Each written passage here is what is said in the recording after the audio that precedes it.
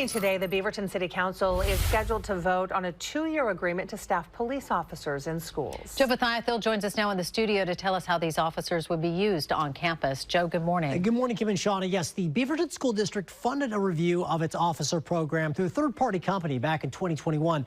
It found that most people are not provided with any information about what a school resource officer does and what is expected of them. The district's had a school resource officer program since the mid-90s.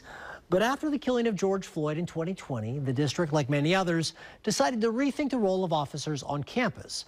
So the district is now referring to school resource officers as youth services officers and specifically outlining what those officers will do on campus. A concern for some residents is that these officers not be involved in disciplinary matters that are not criminal in nature. So here's a look at their proposed roles and responsibilities. The officers would respond to calls for service, so that includes active shooters, assaults, or other incidents of extreme violence.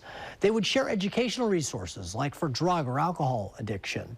And officers would serve as liaisons with other law enforcement agencies. They would also help supervise after-school activities, patrol school grounds and nearby streets, and collect any illegal substances that may be obtained by the district. And finally, they would help assess any potential threats of harm to students or staff.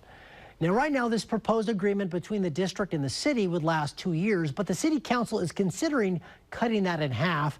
A vote is scheduled for the council meeting, which begins at 7:30 tonight. We'll let you know what they decide right here on Fox 12. Kim and Shauna, back to you. All right, Joe.